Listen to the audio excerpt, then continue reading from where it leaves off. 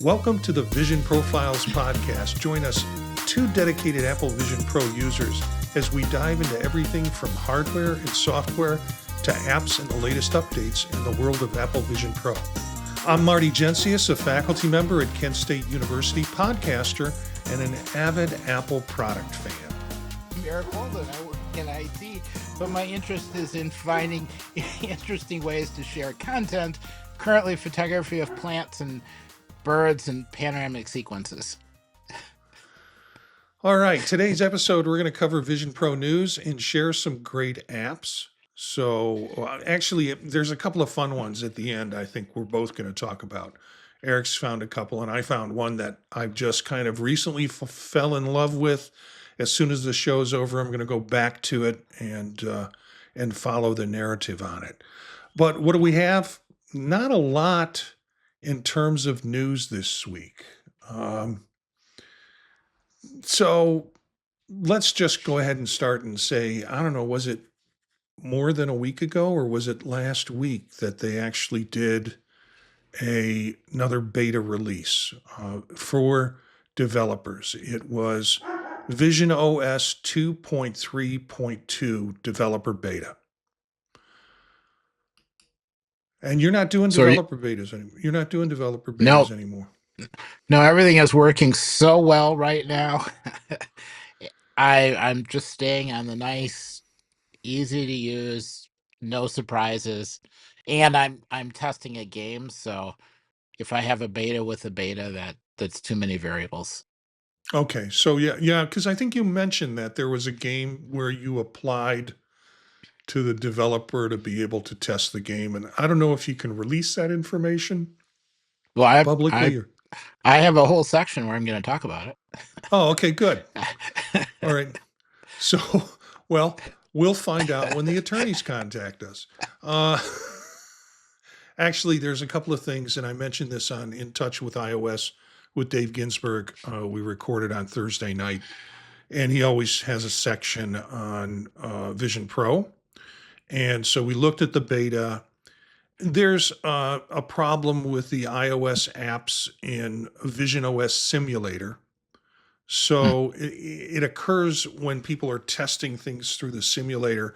And basically what they're saying is, don't use the simulator, just use regular hardware. And I've heard this before from developers. It's one of the complaints that developers have, that the simulator really is kind of, they really would like one that's more functional, instead of always having to switch in and out of the hardware to be able to use the hardware.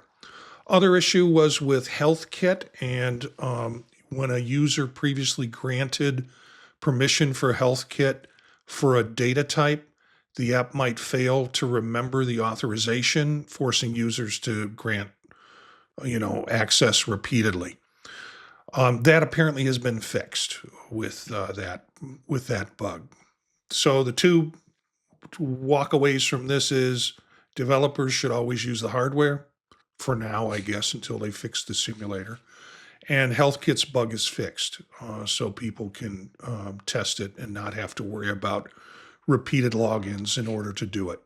So HealthKit is healthy again. Yeah, HealthKit is healthy again. It's workable for folks. Next bit of news, that we are kind of challenged by the fact that our gamer is really not here tonight. Daniel is the guy that knows the games.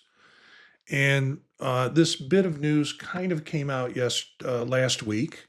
It's been 12 days or more since we've had a show, so we're kind of covering some of these. But this was everybody's excited about this. Everybody, particularly with gamers, that this opens up a whole new series of opportunities for games within the Apple Vision Pro. Daniel would be a perfect person to talk about this.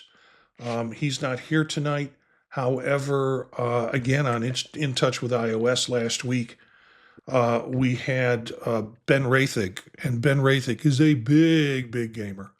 and was really thrilled. He said, "This is game changing for Apple Vision Pro, that now they will have all of the access to these different games that GeForce now will open up for them."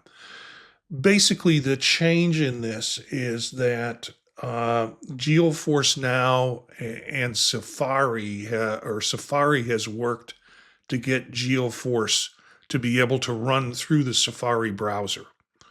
So that's the big change in it, and they've been announcing this, I guess, at CES. A lot of the news this week has been shadowed over by what's going on in CES, and as you know, Apple really stopped doing CES years ago. I saw an interesting article that was like, "Oh, Apple's not appearing at CES again this year, but it's still influencing CES because people didn't want to do anything with VR AR. There was never much of an interest in it." Well, now there's a renewed interest. That's a bit of the talk of CES. And so Apple's kind of forcing other hardware and software developers to who want to highlight something like this example with GeForce to be out there at CES in one way or another. So, any thoughts on this? If I did more gaming, yes. But I think that the the quality of the screen on the Apple Vision Pro has really made people pay attention to it for editing and um, kind of double checking development of 3D movies. Mm-hmm. I think that works for games too. So I expect it to be used more and more. Okay. We need to move to the GurRumors section of our show. So maybe my favorite part of the section of the show, and it's really tough when mom and dad fight, and by that I'm saying Mark Gurman and Chi-Kuo. Both have different predictions of where the headset will go in the next year or not go in the next year, and so what is it? Are you on Team Gurman or Team Kuo with this? Gurman says Vision Pro 2 won't release in 2025. However, Kuo in previous postings had said, "Oh yeah, they're going to do a Vision Pro 2 and they're going to push out the cheaper headset to 2027." Now Gurman's saying no, they're not going to do a Vision Pro 2, but their real focus, whenever that might be, it could be 2025 or quote later, um, is a cheaper headset. That's a big priority for them. I don't know. I hate it when mom and dad fight, but Well, what's your thoughts on this? the only thing I would say is there's two different devices at least. I mean, three ultimately if you count glasses, but there is um at some point a replacement for the current Apple Vision Pro, and then there will be one that is less expensive, perhaps with some fewer number of capabilities. I have no idea when.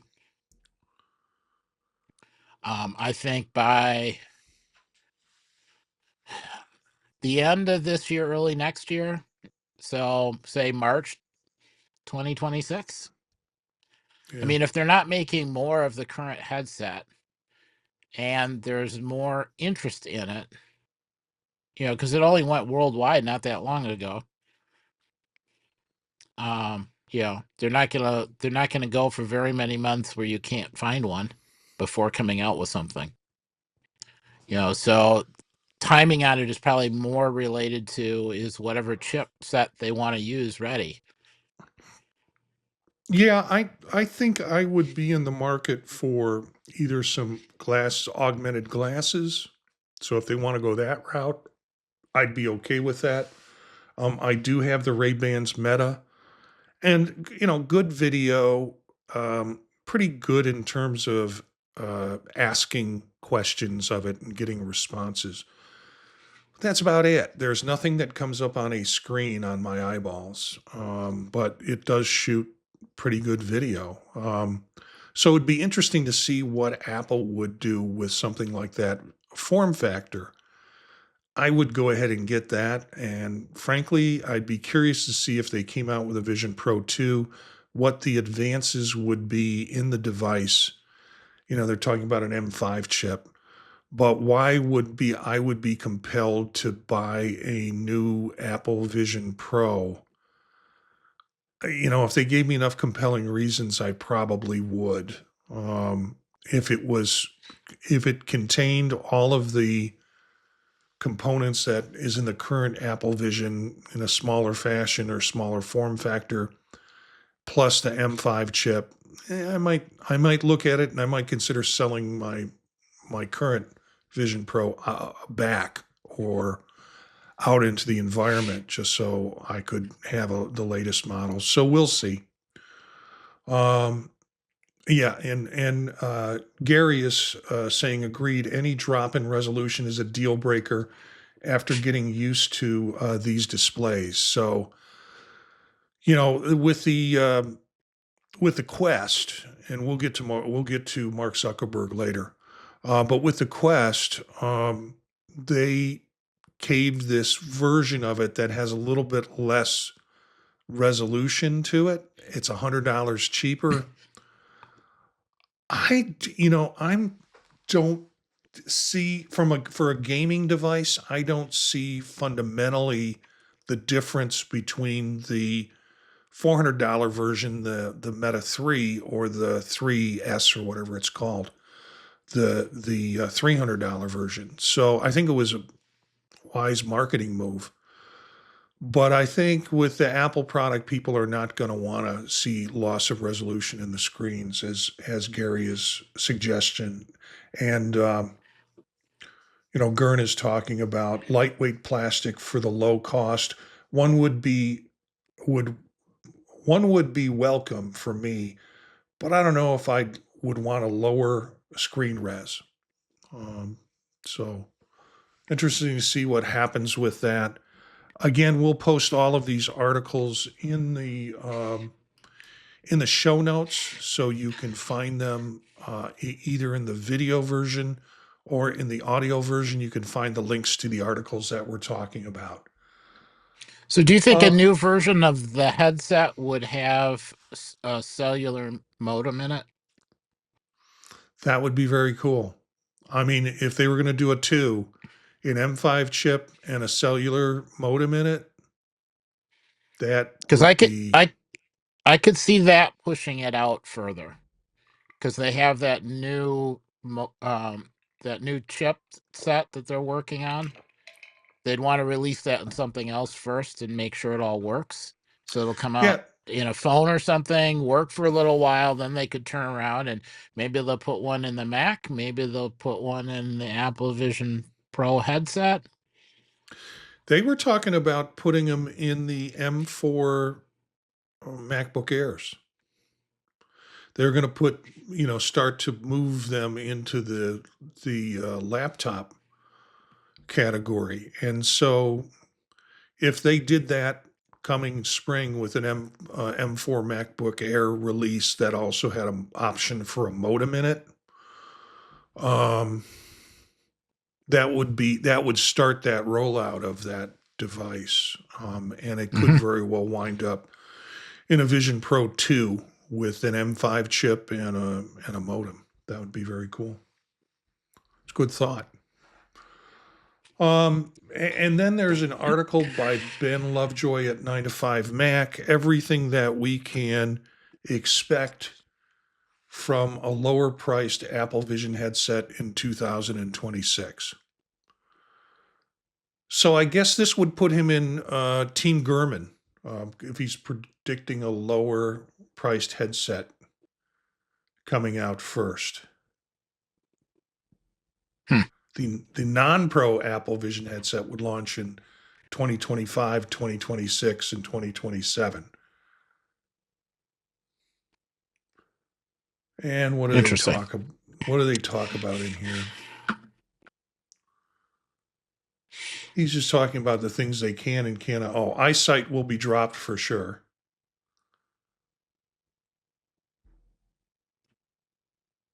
And lower resolution displays are also a certainty. So I guess this is not going to go. Gary is not going to rush out and get one, or Gurn is not going to rush out and get one because um,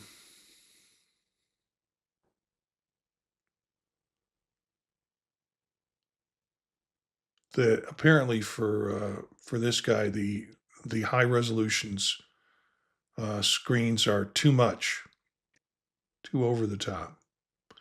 Less in aluminum, more plastic. Possible Hmm. iPhone tethering. Price range 1,500 to 2,000. That's what his hope would be.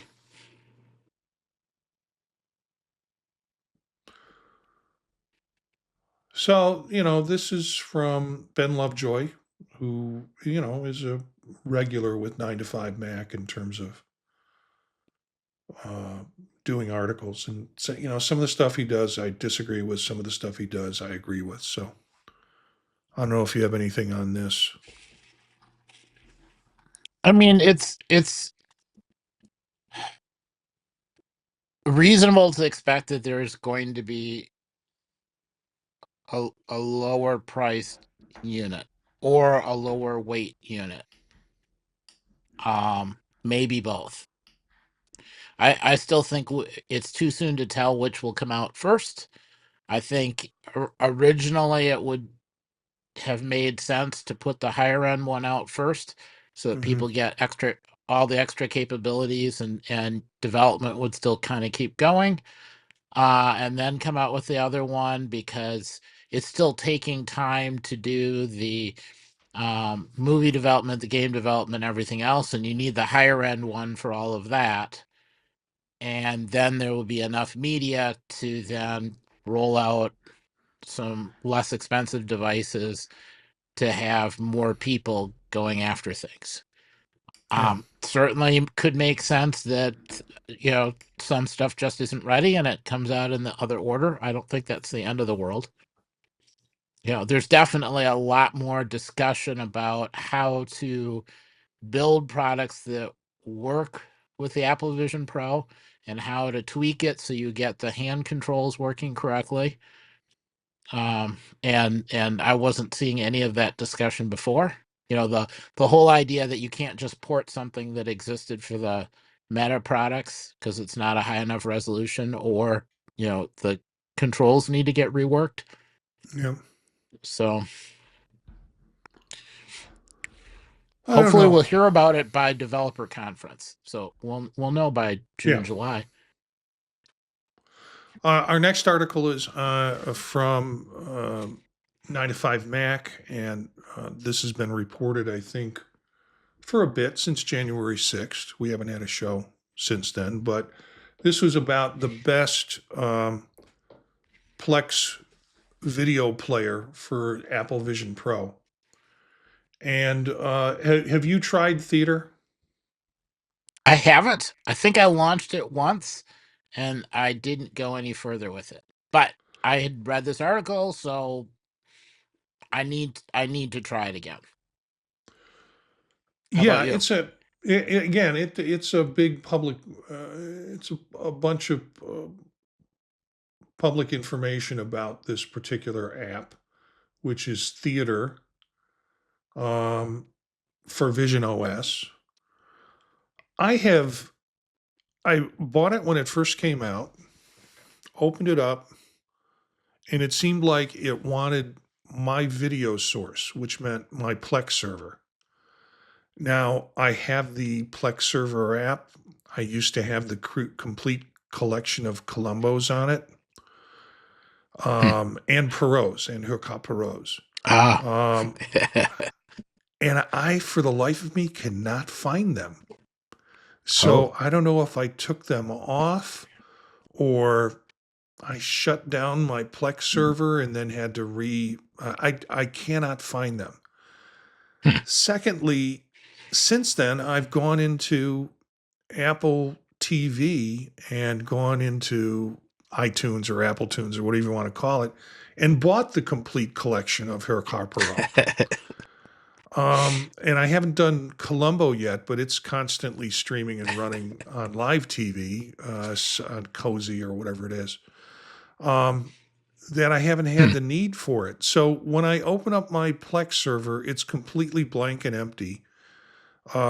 And so I'm less thrilled about this because I wanted to show like my Apple TV content through it, or I wanted to show YouTube through it, or I wanted to show some other source through it. And once I hit that first thing that said, "Do you want to do this or do you want to do this?" I was like, well, let me see if I can hook it up, and then realize there was nothing there. Now, of course, Plex has their own catalog of uh, movies that I wouldn't purchase anyways.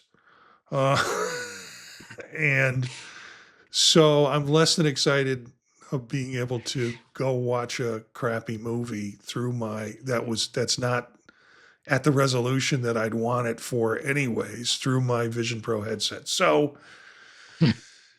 but this has gotten a lot of press. And I've said before on this show and other show, my favorite app for streaming is Lens. Hmm. The only difficulty with that app is you have to log into all of your accounts and do that whole login process.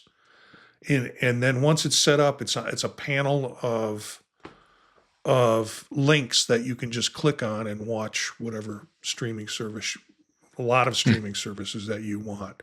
So Vimeo, YouTube, things like that. Um, Oh, and Gurn talks about I view my Plex library on Vision Pro all the time with Moon Player screen lit or the Plexi app, 4K on Vision Pro. Hmm. Yeah, I've been doing a lot of Moon Player. That's been the easiest, either by sticking videos directly on the Vision Pro, or I've got a mini in the basement with a drive attached to it, and I just remote connect.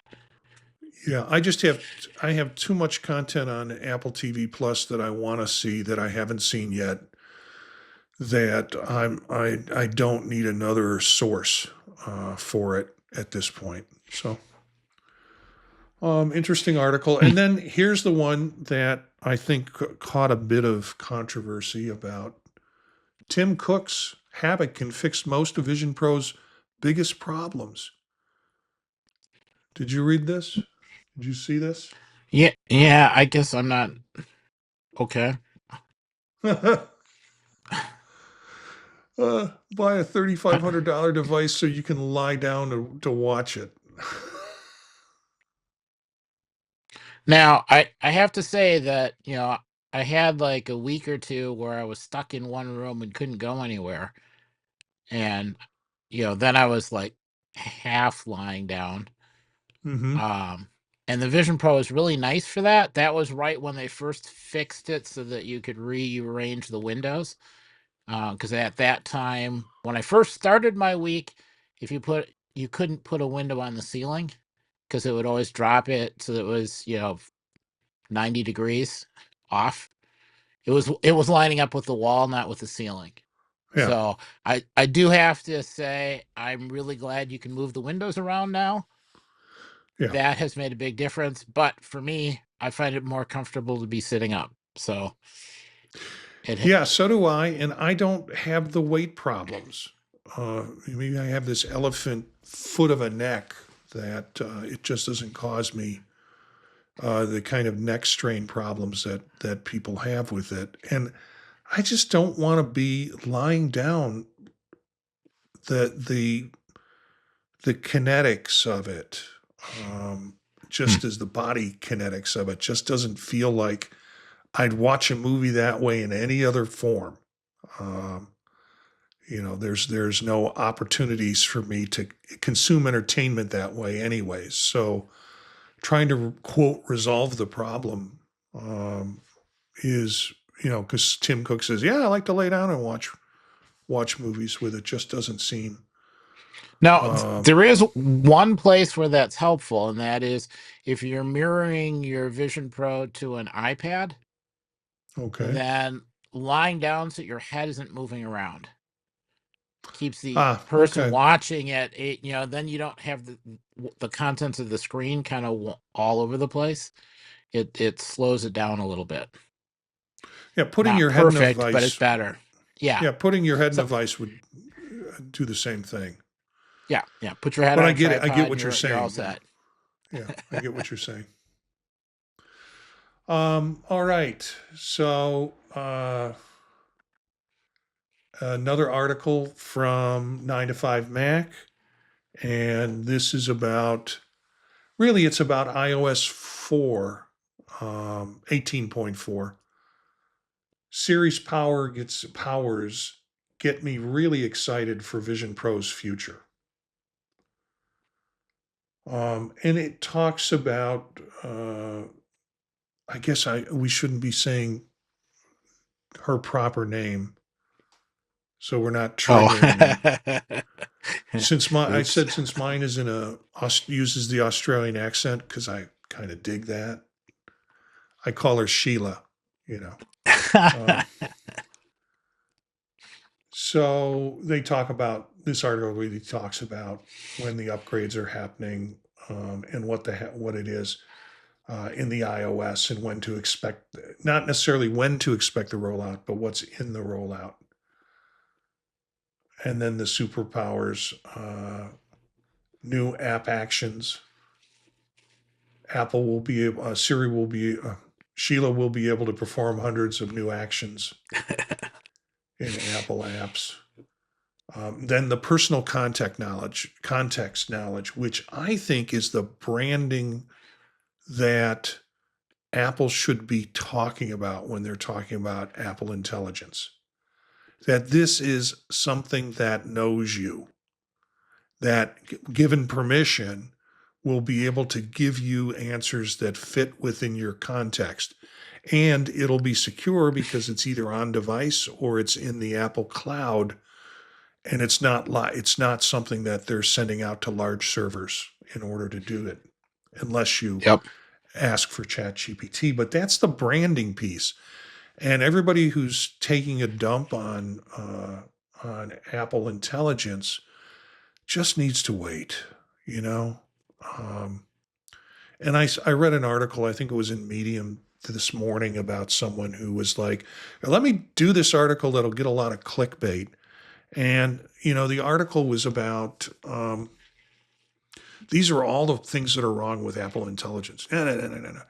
And it was kind of nice because the comments in that article, people stood up and said, hey, back off, buddy. First of all, this is how Apple typically does stuff.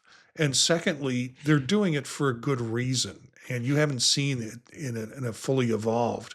And compared to where the other folks are, you might think Apple's behind, but they're really ahead in terms of creating a personal context, secure personal assistant based on what your context is and what you need. So it's interesting in this article where they do bring that up, the personal context knowledge and then on-screen awareness. So Sheila will know what's on your display.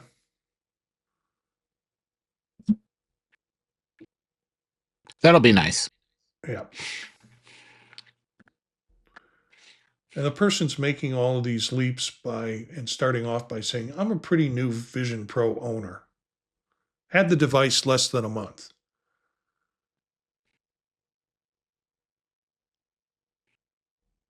Uh, and talks about relying on Sheila with Vision Pro a lot more. So that article, again, a 9 to 5 Mac article, all of the articles will be in the show notes for whether in the video or in the podcast version of it. Just look for the links in the show notes. So, all right.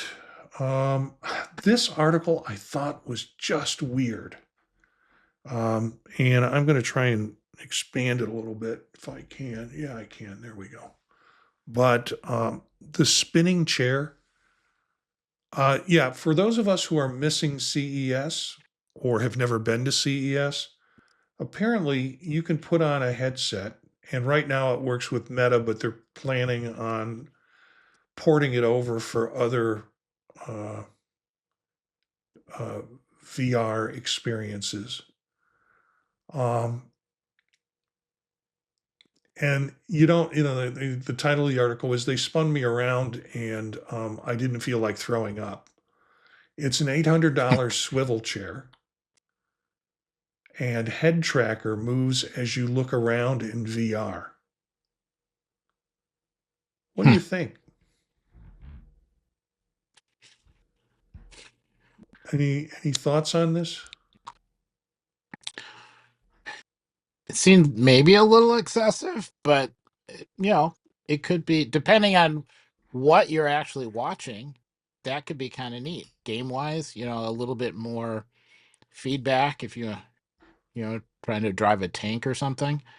I have to say, just sitting in a chair that swivels, I find to be really useful, especially with things like the ultra Yeah, wide display. So having something that moves you back and forth, yeah, maybe. I've got the video up. I'm going to try and play a little of it. Maybe you can see the video. I don't know if you can hear the audio, but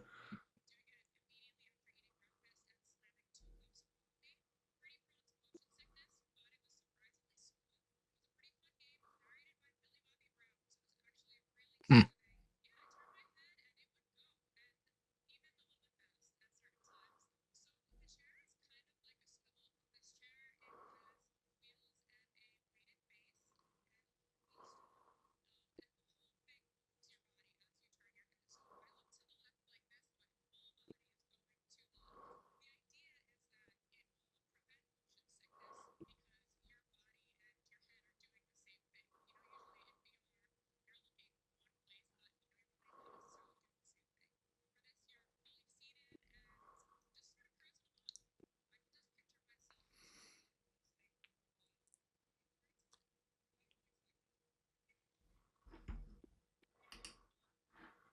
so this is the Roto VR Explorer, currently made for Meta. It's a made for Meta product. It's optimized for Quest, and but they're looking at porting it to run in the Vive family and soon Apple Vision Pro. I don't know. Huh. Well, Gurn says with the flight app, it it's a necessity. So Oh, okay. And Cletus joined us. Yay. Um, Flood Ready also joined us in the chat. You can join us on Monday nights at 9 o'clock, youtube.com/at Vision Profiles. And again, you'll see that link in any of the notes for it. And you can join in on the. And I will say it, I don't care. Gurn said, quote, the quote, spin and barf chair. Yeah, that's my feeling about it. Um, I have a Meta and I can't do anything more than comfortable games because if you get me to a moderate, the vertigo is going to go nuts. So, this article, I just love the title of it. Go home, Mark Zuckerberg. You're drunk.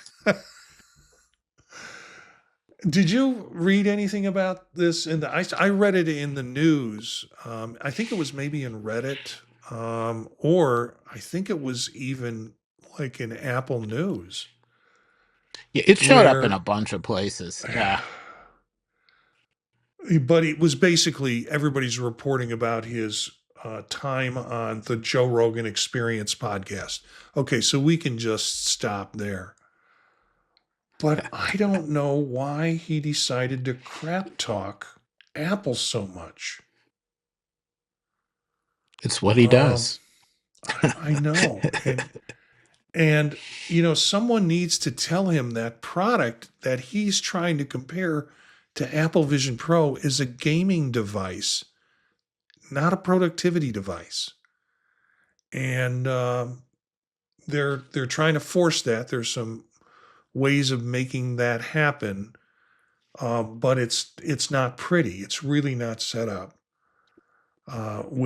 with that in mind. But he was really crap talking. Uh, that I'm pretty certain that Apple is due to get knocked off the perch any day now. I'm pretty optimistic that just because they've been off their game so much in terms of not really releasing many innovative things that eventually, I mean, the good news is about the tech industry. It's like it's just super dynamic and things are constantly getting invented. And I think geez, he talks like a politician. And I think companies, if you don't do a good job, like for 10 years, you're eventually just going to get beat by someone. But, you know, the big takeaway from this was what he said about Meta um, and Meta compared to Apple, where he said that we can create a device, something to the tune of our device is just as good and does everything that the Vision Pro does, but for only $400, whereas theirs is 3,500. Do people believe that crap? Well, you know, if It, if if you can't manage to get one and you have to keep yourself happy with not getting one, then yeah. yeah. And you know, So so he's really talking to his base. tech followers, his base, in a sense. Um, so he's feeding them stuff that they already believe, but's not accurate. I just think it's funny that someone who has a product like Facebook talks about having the same product without really big changes is a bad thing. I'm- oh well. Yeah. You know what is actually declining? Facebook. Uh, yeah. Why is everybody running from your products, Mark? Threads is declining. They've had problems with their social media piece.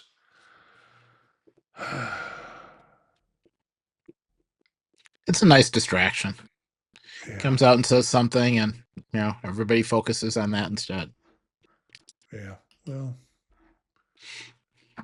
anyways, that's the latest from Mark Zuckerberg. Go home, you're drunk. Um, so let's move into some of these apps. Um, you have you found one that really surprised me. I immediately went and bought it. And let's. It was like, okay, sight unseen. I'm going to buy this, and I'm going to get this in my. And I'll see if it opens it in the Apple Store. I don't need that, so I'm going to just go to the screen and let you talk a little bit about it. Vision Type Pro. Yeah, Yeah. it was interesting. This was coming from a Reddit post mentioning it, and so I tried it, and basically it lets you use your phone as a source for text. And there's the app on the phone, app on the Vision Pro, and you can basically send text back and forth. I found it helpful because I'm constantly looking stuff up or links on my phone, and then I can't always manage to get it to copy and move over to the Apple Vision Pro correctly, and then I have to mail it to myself or AirDrop it or whatever. This is nice because you can rapidly move stuff back and forth. So if you've got a longer link or something more complicated to type, or something where you're trying to type with the on-screen keyboard and it just is not working, instead of having to go find a Bluetooth keyboard, you've got your phone, you type it, you send it, and it's fast, it's efficient. The only issue I ran into was um, once you connect to the Vision Pro from the phone, send the text. If you then switch out of that app into another app, like the one that has all the links you're trying to send, when you switch back, it seems to have lost the connection. You have to reconnect again. Hmm. So that You was know, annoying. But it did yeah, the functionality was there for what I was really looking for, so I was happy.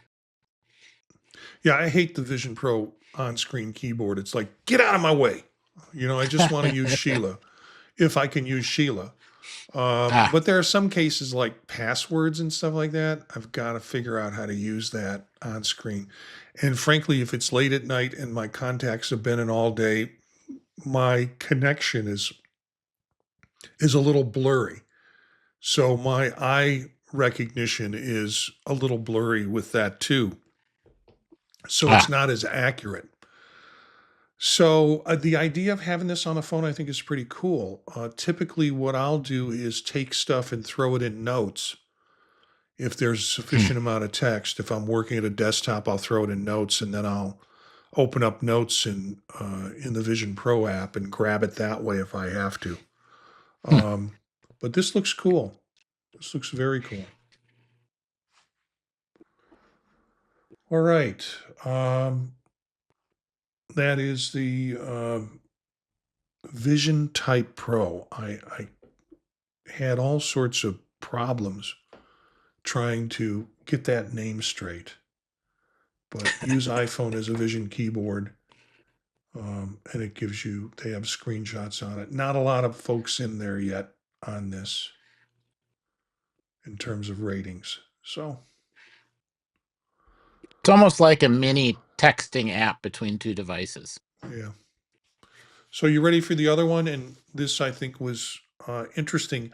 I almost, when I was looking for apps to talk about, I almost went to this one because I think we had had a conversation about it or somewhere I had heard about it or somebody, I had somebody over I was doing a demo for. I had Ah, a doc student who he and I worked on a grant together. And with the grant, he taught the technology portion of the training that we were doing with the teachers that we were working with. But he hadn't had access to a Vision Pro. And hmm. so I said, come on over, Abdullah, and I will give you. And if he would have asked to do that a year ago, I'm like, oh, okay, yeah, But the ability, the combined ability of him knowing about VR because he has a MetaQuest, Ah. and he's like, you don't want to convince me to get a MetaQuest. Can't afford a Vision Pro, but the learning curve was so short with him. When you're like basically, and I said, watch the video in the guest mode, which seemed like it went remarkably fast for him. And then he was off to the races. He was looking at all Hmm. sorts of things. I had to suggest a few things to do when he got stuck, hit the crown. Yeah. But he told me, he said, what is this Art Authority Museum? And I'm like, I don't know. So I was tempted about it. Tell me what you know about it. I can't remember how I originally came across it a while ago. I was just looking at a way that you could walk in a museum, walk through, and then look at a bunch of artwork as if you were in a museum, and it does that pretty well.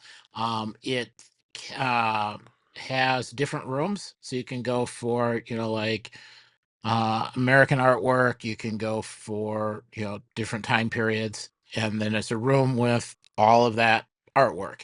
In the case where there's artwork in one room that's related to another room, there'll be a link where you can say go look at the related artwork, and it can bounce you between the rooms.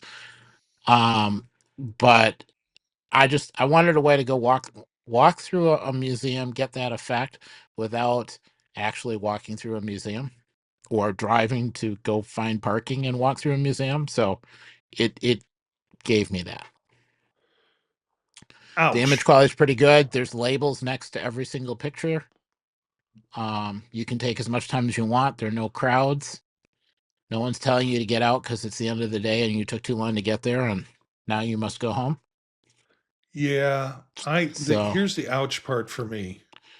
Am I going to be uh-huh. willing to pay $4.99 a month for monthly membership, or am I willing to pay $49.99? Is it an app that I'm willing to spend $50 on for a year and then forget using it, or Uh, forget that I'm paying a membership for it? they did a nice job, but I guess if you hadn't used it up until this point, pay the $5 as an entry fee and cancel Okay. it right away. You get the month. Use it, wander around, and then the next time you have a bunch of time, pay it again. So you're basically saying binge watch the art. Yeah. And if you find that you're doing it a lot, you get a lot of value at it, then go for the year. But I found maybe or four times a year Yeah. I go in and wander around. That's not enough to be worth it for the yearly. Yeah. So Cletus has a question in the chat. What's the quality of the artwork in the Apple Vision Pro?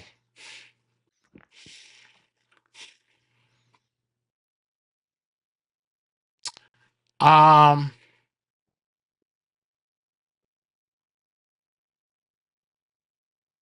that is an excellent question.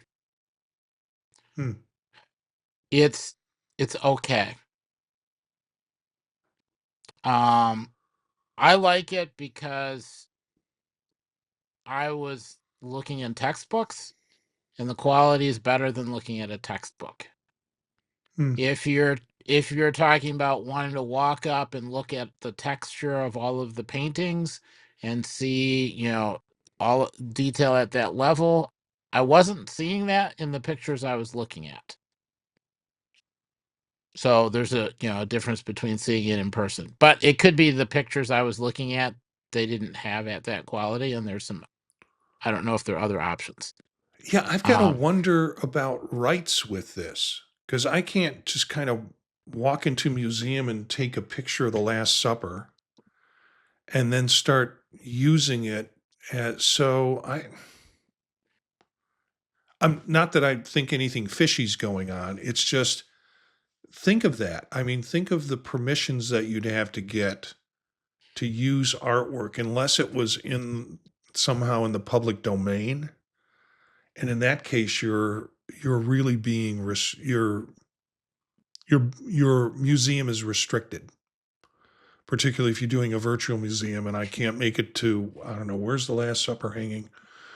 I can't make, let's say Paris. Well, anybody in the chat room know where the Last Supper is hanging? Put it in the chat room or do a quick search for it. But say I can't, just jet set over there to look at that piece of art. And if I did, what's my access to photography? And once I have the photograph, what's my freedom of using that in terms of copyright? yeah, So, and I guess the other way to think of it is you're not usually, unless you're looking for style, you're not usually walking up to within a couple inches of a painting and looking at the brush strokes and how the paint is set down. yeah. Well, some people are, but I'm not usually. Usually I'm looking at it away from the painting, and it's fine for that. If you're standing the distance you would normally stand from the painting, so you get the view as if you are standing, in a museum looking at it.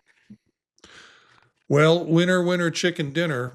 Flood Ready came through with Basilica di Santa Basilica di Santa Maria delle Grazie. And it's in Milan, Italy. Milan, Italy. Italy. Yeah. Yeah, that's great. Thank you for doing that, chat room. I'm not going to say I'm never going to Milan, but I wouldn't have thought Milan for that piece of artwork, which is pretty Hmm. cool. Okay, let's do the last one. And the last one is just some. I started searching for new apps and saw this one, and it just kind of fascinated me. Ahoy Hmm. from Picardy. And the subtitle there is an invitation to start again. It's a $5.99 purchase app. Um, and so I went ahead and purchased it because I was trying to figure out, what is this? Is this a game, or is this just a storyline? And I think the thing that got me to purchase it was I was looking at some of the images, and I think they might even have a video of it that you can play Hmm. in your Vision Pro, in the Vision Pro App Store. And it reminded me a lot of an app I talked about, well, an entertainment piece I talked about a couple of shows ago called Oto's Planet, which is this three-dimensional rock that hangs in your space, and you can move it and spin it, but there's a storyline that goes on when somebody else lands on the planet and they have to work together. And so there's a story theme there. There's some actions that you do. This is similar in that, from Hmm. what I've spent. I spent about 10 or 15 minutes with it. I struggled with trying to stop it and go back to it without having to restart the whole show, but it is really pretty cool. Um, Hmm. you basically get what you're seeing here in the middle of the screen, this kind of island. The story is this family owned this island for a long period of time, and the grandmother was losing health, so she had to be taken off the island. And the island had these remarkable trees in them. Eric, you might like this too. The storyline had this Hmm. remarkable trees in them, but there was such a drought that the trees, you know, basically withered. However, the grandson brought like seeds with him from the trees with the intent of returning to the island and trying to repopulate it with trees. The problem was there was not enough rain, and the rain was an issue. So the storyline kind of goes into, he meets a young scientist girl. I mean, this happens all within the first couple of minutes, so I'm Mhm. not ruining it for you. Meets a young scientist girl, and there's a little bit of love there, you know. And so she kind of haunts him, in his heart. But she knows how to make rain. She has a device that will, you know, put smoke into the clouds and then supposedly it'll rain. So, Hmm. that's about as far as I got. He's on the island. There is a narrator, which is sort of like the computer that he works with, and he communicates back with the computer. So there's a soundtrack for it. There's music that kind of tells the storyline. You know, you've got to get used to that. But so far it's asked me to do a couple of things. So it's not a passive kind of experience with it. So it's fun. It's gotten some wonderful ratings. Again, the visual and the experience of doing it, and just the kind of three-dimensional aspect of Hmm. the whole thing is really pretty cool. Just for that, if you don't like the troubadour that's singing the story, or you don't like the romantic part of the story, that's okay. It still is just visually beautiful to look at. Hmm. Um, so yeah, you can jump into different portions of the story. I'm panning through some of the pictures here for our audio listeners, but it's called ahoy from Picardy. And Picardy, I think, is the island name. An invitation to start again. And I think that's what the grandson is trying to do, start the island again. Oh, So that sounds like fun. nicely done. Has this guy done anything else? No? Well, at least not listed here. It's by Daniel Jones. So, Very cool. yeah. So let's go back, and I think we are about done for tonight. I was going to talk about Crackgate. There's been a lot of things popping up about Crackgate, and it's still kind of present. Do you know anybody who's had that experience, Eric? No, I mean, there were a lot of theories. Like, there are a lot of people that won't leave their device plugged in the marshmallow case all sealed up. Yeah. Um, I have to admit to doing that a lot, and so far it's been okay. My guess is that maybe the initial run of devices, they hadn't quite gotten all the bending down, because almost everyone had the problem, seems to have either had a device that was from that first day or first week, or they purchased a used one. And I didn't get mine until quite a bit later. But I have no idea. I'm running Yeah. scared then because I got a first day of issue, but and I check it regularly, haven't seen any problem with it. It hasn't Yeah. occurred to me. Now, I treat this thing pretty gently, and I certainly don't keep it plugged in and overheating and things like that for those potential, the rumored Yeah. aspects of why it's going bad. And it goes back and forth with me to work every single day. So now that marshmallow case is pretty protective. Yeah. Yeah. I'm just hearing more stories about it and actually hearing positive outcomes that Apple, even though people think it's out of warranty or they don't have the protection on it, that whether it's in warranty or out of warranty, go ahead and submit it because they're able to quickly identify if this is whatever the structural problem is and apparently take care of it and often Hmm. gratis for free. Um, but yeah, I've just been reading more about people having to deal with that. It seemed to peak for a while and then go away, and now it seems to be back up again. So, And it and could be that, people are using their devices more. And so they're noticing, and they used them early on, and yeah, then there's a break, and they came back and used them, and yeah, it's sort of if you're paying attention, you're going to see it more often. From the chat room, well, first of all, the Basilica di Santa Maria del Grazie in Milan, Italian. I can't say it. Italy. Thank you. That's why we have co-hosts. It's a convent, so there's no way I'm getting in there. I guess I don't know. But Gurn says that the crack gate hasn't hit him yet, and Oh, just good. it's he got his in July, so Hmm.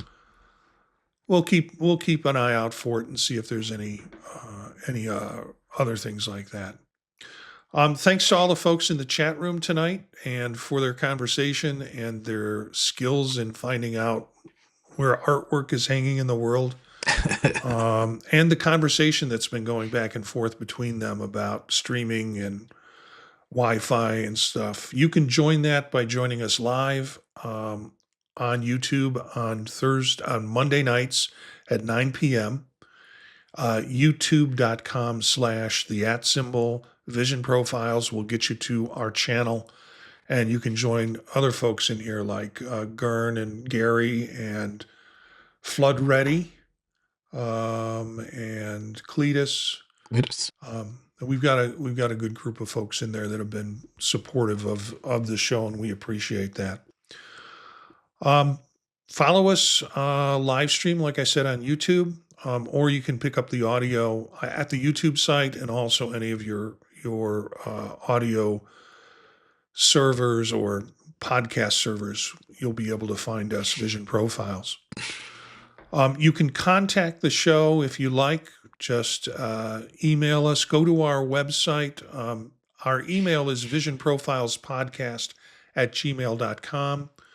But our website for this show and all the other shows that I'm engaged in is thepodtalk.net. That's all one word, thepodtalk.net. And so you can find out about myself and Eric and other hosts and other shows that we do on the podtalk.network, including things like Tech Savvy Professor. I'm doing one with my son now called Gear Up and Go, which is about travel gear and apps and wear and planning, which is kind of fun. It's fun to do it with your son, because Eric and I haven't had a lifelong relationship, but my son and I have. And so it's weird because he knows all of my little weird habits about travel. And off to the left of me is what I refer to as Fibber McGee's closet, which is where he knows it, it's where all of my old tech is thrown in case I ever need it again.